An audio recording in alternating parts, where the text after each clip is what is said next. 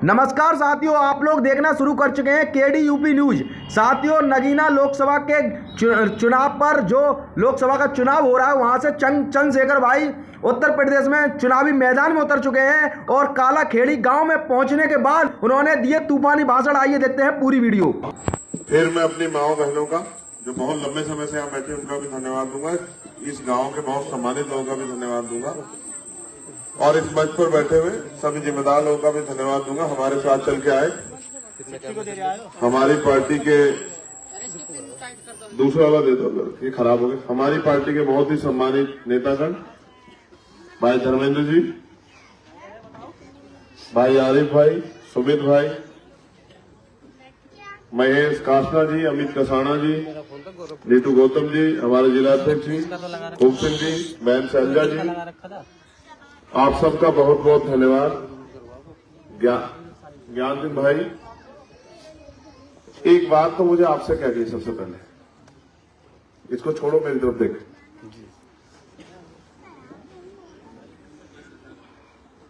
तुम सच में मुझे फॉलो नहीं करते ना, मेरी बात मानते नहीं करते सर, दिल से करते हैं।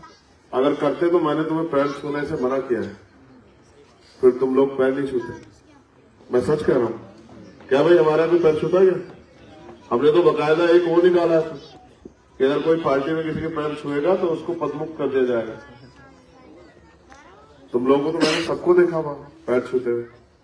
मैं तुमसे वहां थोड़ी करता चौक पे, दूसरे लोग देखते मजाक बनती है। इसका मतलब तो मुझे सुनते ही नहीं हो। जब मुझे सुनोगे तो मेरे रास्ते पे कैसे चलोगे? दूसरी, मैं माला नहीं पहनता, ये भी मैंने बहुत दिन पहले स्पष्ट किया है।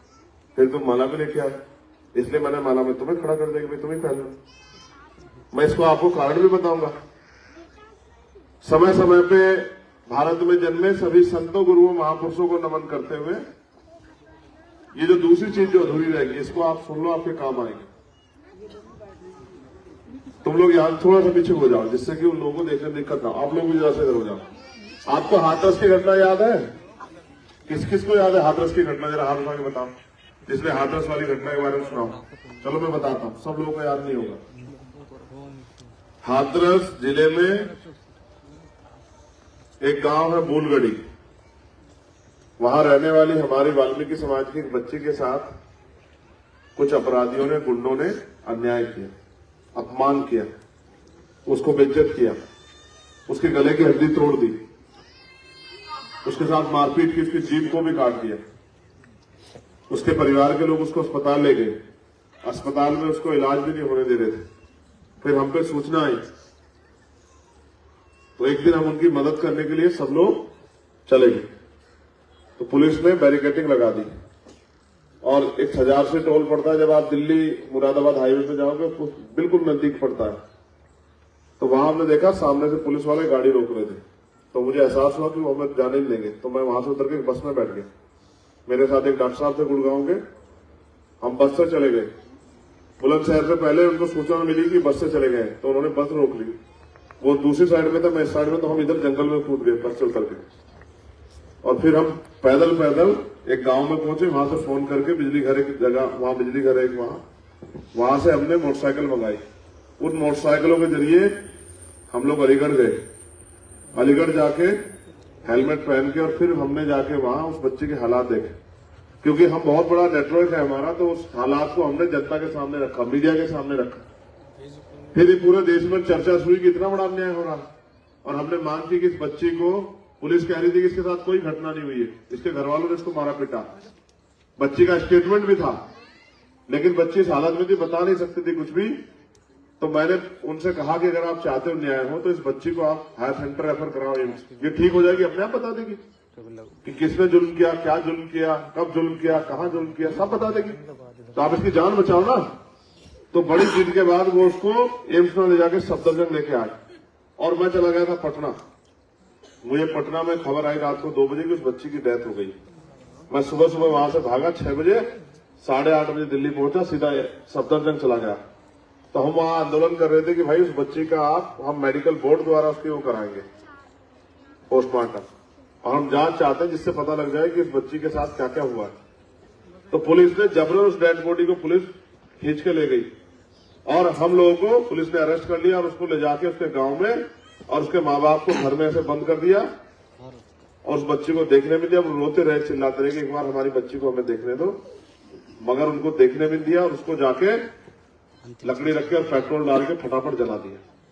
पूरी दुनिया ने उस दिन ये देखा किस तरह भारत में कमजोर वर्ग के बच्चों को, गरीबी, वाल्मीकि, चमार, मुसलमान, पाल, प्रजापति, कश्यप जो शेड्यूल कास्ट, बैकवर्ड माइनॉरिटी के लोग, इनकी बच्चों के साथ कितना अन्याय होता है। उस दिन जब उन्होंने उसको जला दिया तो हमें तो गिरफ्तार कर रखा था। मैं और हमारे बड़े नेता हिमांशु वाल्मीकि जी दोनों गिरफ्तार थे। तो पुलिस मुझे मेरे घर लाई पकड़ के और कुछ अधिकारी मेरी मां से कह गए कि भाई चंद्रशेखर को समझा लेना, ये योगी जी की पुलिस है, इनकाउंटर कर देती है। तो मां ने मुझसे कहा, जब मैं घर चला गया फिर जाने लगा तो मां ने मुझसे कहा वो तुझे मार देंगे। तो मैंने अपनी मां से कहा कि अगर वो आपकी बेटी होती तो आप मुझे क्या कहती कि जाके उसको न्याय दिलाओ या घर में बैठ जाओ चूड़ी पहन के। तो मेरी मां ने कहा कि आप जाओ। उस दिन मैंने तय कर लिया था कि मैं माला नहीं पहनता। मैं इस बात को रोज बताता हूं, लेकिन हमारे लोग समझते नहीं, ना सुनते।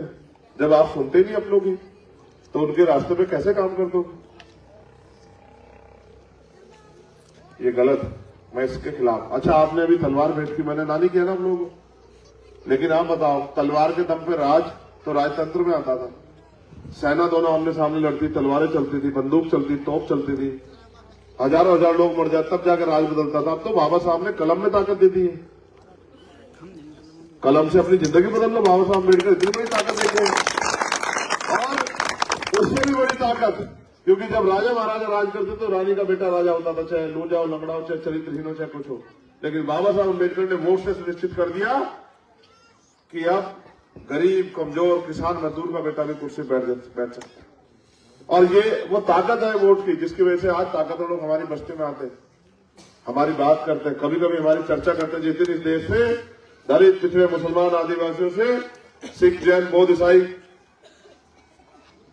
से वोट का अधिकार चला गया, आपकी बस्ती में पैर रखने नहीं आया कोई। ये वोट है जिसकी वजह से आपका नाम भी नहीं ले पाया कोई, और ये वो वोट है, इस वोट से देश में नरेंद्र मोदी जैसा व्यक्ति प्रधानमंत्री बनकर इस देश को बेच रहा है। आप अपने लोगों को ताकत नहीं दोगे तो फिर आपकी लड़ाई कौन लड़ेगा?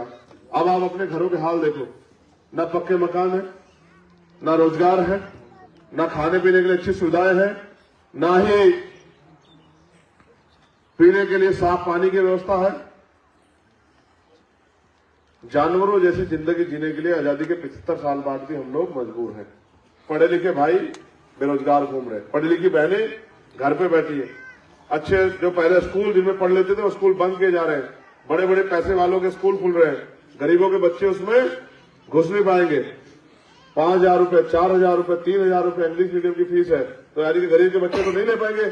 गरीब के बच्चे नहीं ले पाएंगे तो वो फिर इस देश में मेहनत मजदूरी करेंगे। अब तो आने वाला समय ऐसा कि मशीनें आ गई है।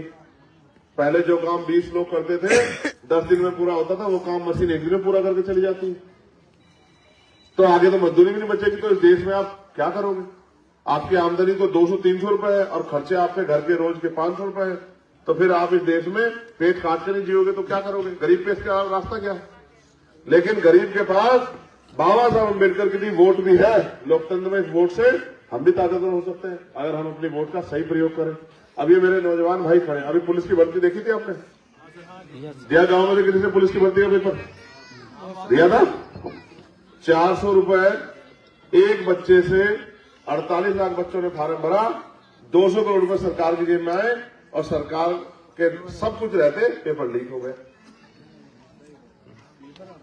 और बाद में क्या कहा सरकार के लोगों ने? नहीं कोई पेपर लीक नहीं, विपक्ष के लोग झूठ फैला रहे हैं। मैंने हर टीवी पे, अखबार में, यूट्यूब पे, हर प्रोग्राम में कहा कि पुलिस ने भर्ती लीक कर दी, जानबूझ के कर दी, क्योंकि नौकरी देना ही नहीं चाहते थे। इनका अंतिम लक्ष्य ये था कि इस भर्ती के नाम पे 200-400 करोड़ रुपए कमा लो और इनसे कहना कि भर्ती बाद में आ जाएगी तो तुम भारतीय जनता पार्टी की मदद कर देना। ये बहुत लुटेरे लोग हैं जो सरकार में बैठे हैं, ये पैसे के आधार पर राज करना चाहते हैं। और आप सीधे साधे भोले भाले बने हो, पैर छूने के काम कर रहे हो, माला पहनाने का काम कर रहे हो। माला छूने से पैर छूने से, माला पहनाने से किसकी जिंदगी बदली?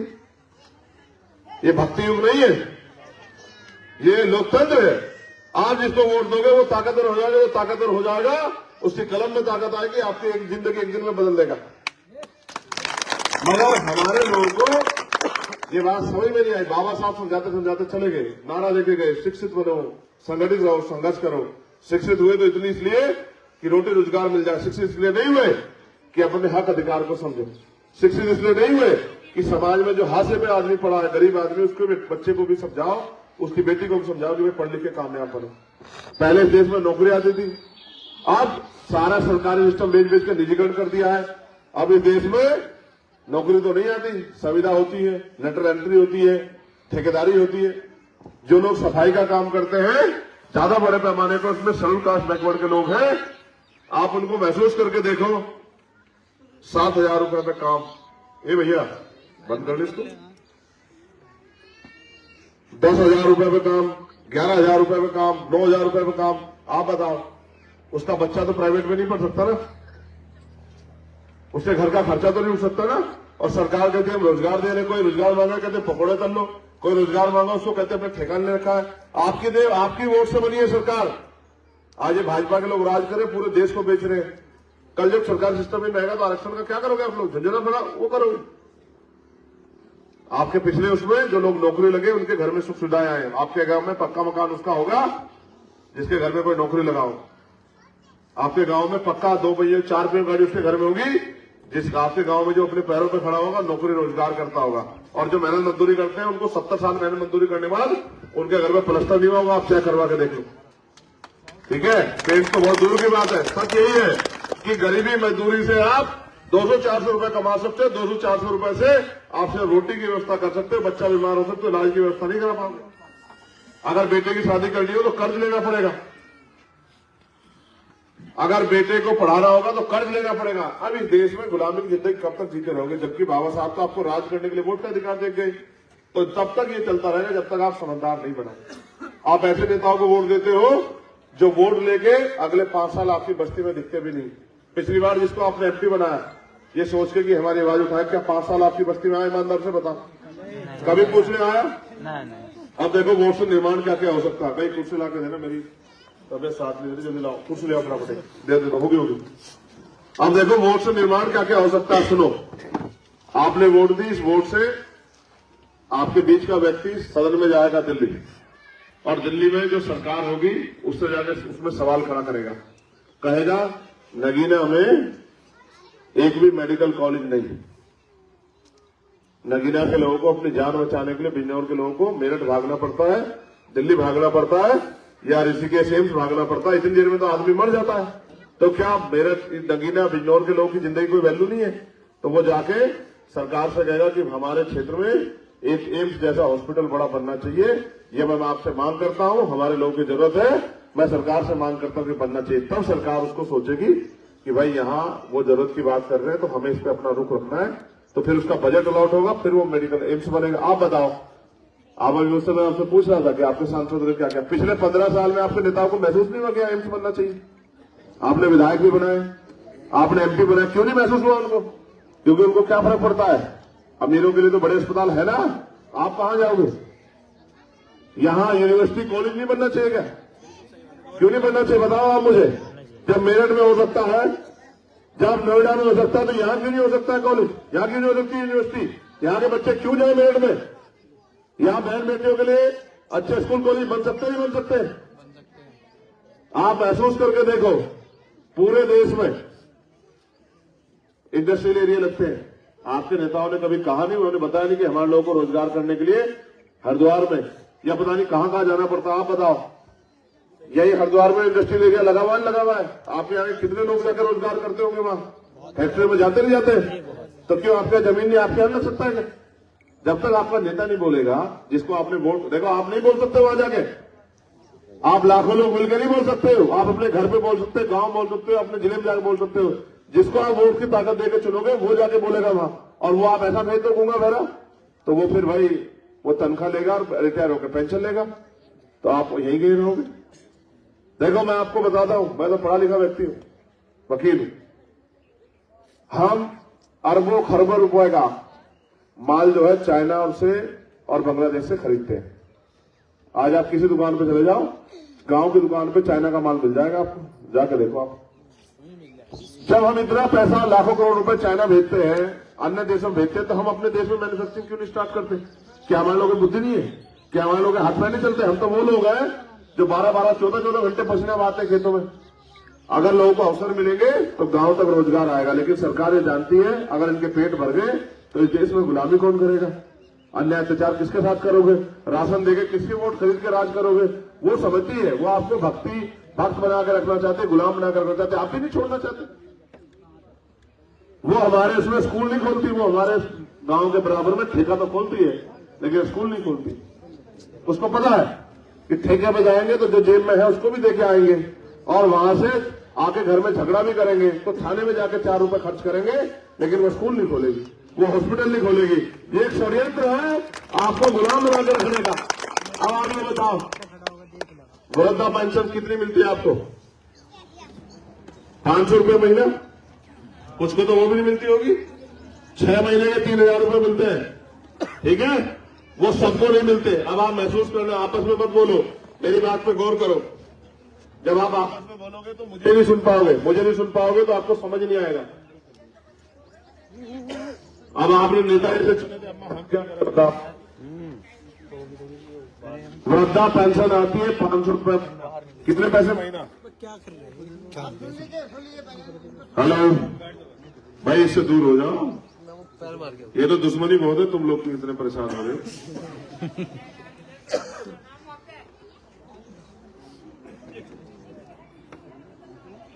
सुन लो पहले, आगे बताइए। चलिए चलो, हाँ चलिए भाई, मैं बोल लूंगा, मैं बता दूंगा जिन्हें। देखो गौर करो इधर, पेंशन मिलती है वृद्धा 500 रुपए, ठीक है? वो भी सबको नहीं मिलती। जो लोग विकलांग हैं, कमा के नहीं खा सकते, उनको नहीं मिलती। जो विधवा है उनको नहीं मिलती, और मिलती भी तो 500 रुपए। तो 500 रुपए में सच ये है कि 500 रुपए में एक अच्छा जूता भी नहीं आता है। पीने के पानी की बोतल मैंने पिछले गांव में बताया, वो आती है 20 रुपए की एक दिन की, और 30 दिन में अगर खर्चा लगाओ तो 600 रुपए की बैठती है पानी की पीने की बोतल। एक बिस्किट का पैकेट आता है 10 रुपए का। तो आप ये महसूस करो सरकार आपकी हैसियत क्या लगाती है। आप महसूस करो जो मैं आपसे कह रहा हूं, ये हर आदमी से टैक्स लेती है सरकार, चाहे वो छोटा बच्चा हो चाहे वो बूढ़ा हो, हर व्यक्ति टैक्स लेती है। आप अगर 60 साल की है, 65 साल के तो भी टैक्स देंगे, आप 70 साल के तो भी टैक्स देंगे। टैक्स कैसा होता है? आप जो भी सामान खरीदते हो उस पर 28% जीएसटी लगती है। 1 रुपए के सामान का 28 पैसे सरकार खाते में जाते हैं। वही पैसा इकट्ठा होकर बजट बनता है और वहीं से सरकार आपके ऊपर खर्च करती है। ये जो राशन आपको मिलता है ये सरकार का पैसा नहीं होता, ये आपके टैक्स का पैसा होता है, मगर आपको पता नहीं। एक परिवार 5000 रुपए अगर खर्च करता है पूरे एक महीने में सामान खरीद के, तो 1400 रुपए सरकार खाते में जाते हैं। 1400 रुपए लेके सरकार 200-300 रुपए का राशन देती है और आपको ऐसा एहसास कराती है जैसे आप पे एहसान कर रही है। सवाल ये है कि देश में जो मजदूर हैं, वृद्धा हैं, विकलांग हैं, उनको 5000 रुपए पेंशन क्यों नहीं मिलती? क्या कारण? जब अमीरों के लाखों करोड़ों रुपए माफ होते हैं, पूंजीपतियों के लाखों करोड़ों रुपए माफ होते हैं, तो गरीबों को 5000 रुपए पेंशन क्यों नहीं मिलती? इस देश में पढ़ा लिखा नौजवान स्कूल में फीस देके 2, 2.5, 3, 4 लाख रुपए खर्च करके 12वीं ग्रेजुएशन करके, पोस्ट ग्रेजुएशन करके, बीएड करके घर में बैठा है। उसने इतना पैसा तो सरकार को दे दिया, लेकिन उसको बेरोजगारी भत्ता देते सरकार को बुखार क्यों चढ़ता है? क्यों सरकार नौजवानों को जो बेरोजगार है उनको उनकी एजुकेशन के हिसाब से बेरोजगारी भत्ता क्यों नहीं देती? तो भैया क्या कर रहे हैं तुम यार? तुझे पैसे पूरे मिले नहीं मिले? समय खराब हो रहा है यार। हेलो, आ रही है भाई? अब इसके पास मत लगो भाई, हजर से दूर हो जाओ। आप हटो भाई, आप हटो। तो मैंने आपको ये बात बताया जो बुनियादी रूप से होना चाहिए। आप महसूस करके देखो, इस देश में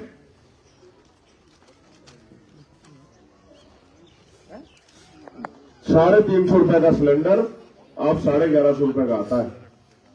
ये बढ़ा भाजपा की सरकार ने, मोदी जी ने ये दिया इस देश के गरीबों को कि जो काम पहले 350 रुपए मांगता था वो 1150 रुपए जरूरत है उसके लिए, ठीक है? 120 रुपए बिल आता था, फिर उन्होंने कहा ना मीटर लगेंगे जी, मीटर बहुत बढ़िया बिजली देंगे, और अब वो बिल आता है 576 रुपए का। और अब अगर 2 महीने बिल नहीं दोगे तो वो बिजली वाला आके काट जाएगा लाइन है। ठीक है, अब आप मुझे बताओ इस देश में क्या क्या बदल रहा है? गरीबों की जिंदगी और आमदनी तो नहीं बदल रही, लेकिन महंगाई बेरोजगारी तो बढ़ रही है। आप ये मेरी दो बहनें बैठी है, फोन चलाती हो तुम दोनों, क्या महिलाएं सुरक्षित है देश में? पुलिस है, आर्मी है, इंटेलिजेंस है, अर्धसैनिक बल है, फिर महिला सुरक्षित क्यों नहीं है? क्योंकि सत्ता में बैठे गए लोग अपराधियों का संरक्षण करते हैं। अगर आपको इस देश में स्वाभिमान सम्मान के साथ जीना है और अपने हक अधिकार चाहिए तो आपको फैसले मजबूती से लेने पड़े। तो मैं आपसे अपील करता हूं कि अगर आप चाहते हो कि चंद्रशेखर आजाद मजबूत हो और वो आपकी कुछ इस लड़ाई को मजबूत कर सके, आपके हकों के लिए जाके बोल सके, बहुत कुछ है करने के लिए, बिजनौर नगीना के लिए करने के लिए बहुत कुछ है। आज सब नहीं बताता, मगर ये कह रहा हूं कि बहुत कुछ है करने के लिए। नगीना को भी याद रहेगा कि उन्होंने पहली बार किसी पढ़े लिखे व्यक्ति को, काम करने वाले व्यक्ति को मौका दिया है। इतना कुछ है नगीना में करने के लिए। मैं आपसे अपील करता हूं, इस बार जब अपना कीमती वोट डालने जाए तो केतली के चुनाव निशान पर वोट करें, जिससे चंद्रशेखर आजाद इस लड़ाई को लड़ने के लिए ताकतवर हो। इस लड़ाई को सड़क की जो सड़कों की लड़ाई थी उसको सदन में जाके लड़े, आपकी आवाज बने, आपके हक अधिकारों के लिए लड़े और ये गरीबी, बेबसी, लाचारी की जिंदगी से आपको निजात दिलाए। कब तक आप इस गरीबी में पड़े रहोगे? किसके भरोसे पड़े रहोगे? कैसे बदलेगी जिंदगी? आपके आने वाले बच्चे देश में करेंगे क्या? जब स्कूल बंद हो जाएंगे, हॉस्पिटल बंद हो जाएंगे, सारा सरकारी सिस्टम खत्म हो जाएगा, तो प्राइवेट में बैठे डॉक्टर, इंजीनियर और स्कूल वाले आपके बच्चों को घुसने देंगे क्या? आप पे जुर्म जाते हुए आपकी सुनवाई कौन करेगा? जब एक ही तरह के लोग थाना कचहरी सब जगह बैठ जाएंगे, आप तो न्याय भी ले सकते हो आप लोग। अगर आप जाओगे, आप पे अपराध हो जाए तो वकील साहब पैसा मांगते हैं, कहां से लाओगे पैसा? तो फिर जानवरों की जिंदगी जीने से अच्छा यह है कि अपनी ताकत बढ़ाओ। इसलिए मैं आपसे अपील करूंगा, भाई मेरा हमारा निशान उठा देना। कोई क्या है हमारा चुनाव निशान बताओ, जोर से बताओ। बिल्कुल ऐसे बड़ी आवाज मत बताओ, ताकत में आवाज बताओ। अगर लड़ने गए तो आपस में तो वहां तक आवाज जाती नहीं जाती? बताओ हमारा चुनाव निशान किसको दोगे, करोगे आप मदद इस बार? बताओ, दोनों हाथ उठा के बताओ, जो ईमानदार से उठाना, एक हाथ से नहीं बढ़ेंगे, दोनों हाथ से। एक मिनट उठा के रख रहे, सच्चे मन से जो हाथ उठाएगा एक मिनट उठा के रख रहे, तभी मानी जाएगी उसकी वोट, अदरवाइज उसकी वोट काट दी जाएगी। दोनों हाथ उठा के बताओ जो लोग मदद करेंगे। एक मिनट तक उठा के रख रहे हैं, पूरे लंबे हाथ करके। अच्छा नीचे। अब मेरी एक और बात को सुनो, देखो दुश्मन बड़ा चालाक, गौर करो मेरी बात। जब आपके